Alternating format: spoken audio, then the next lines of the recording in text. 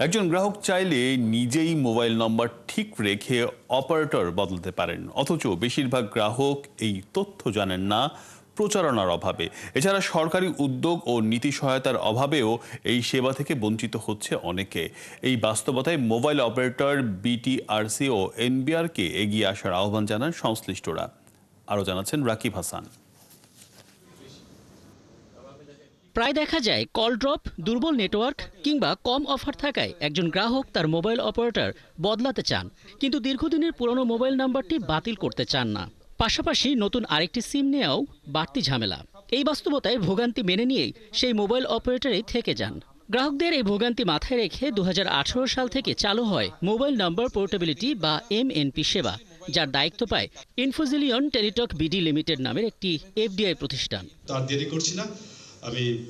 মঙ্গলবার telecom and technology reporters network টিআরএনবির এক কর্মশালায় এমএনপি সেবা সফল না হবার কারণ তুলে ধরা হয়। বলা হয়, বিটিআরসি আর মোবাইল অপারেটররা এগিয়ে আসছে না। এমএনপি সেবায় এনবিআর এর উচ্চ কর আরোপের পাশাপাশি এসএমএস গ্রহণের ক্ষেত্রে মাস্কিং সুবিধার অনুপস্থিতিও এই সেবাকে বাধাগ্রস্ত করছে। আমাদের প্রতিবেশী দেশে এমএনপি খুবই সাকসেসফুল। আমার জানা মতে 2018 সাল পর্যন্ত সেখানে 70 কোটির বেশি লোক পোর্ট আউট করেছে এবং এটা খুবই সাকসেসফুল। বিশ্বের অন্যান্য দেশের মতো মোবাইল অপারেটররা যেন এমএনপি সেবাতে প্রণোদনা দিতে পারে, সেজন্য বিটিআরসিকে এগিয়ে আসার আহ্বান জানান সংশ্লিষ্টরা। আমাদের এক্সপেকটেশন যে ডেফিনেটলি কমিশন এমএনপিটাকে সুদৃষ্টিতে দেখবে।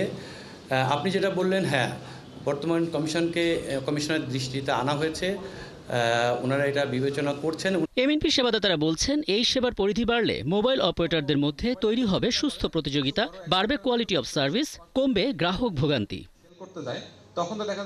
রাকিব হাসান, ৭১, ঢাকা।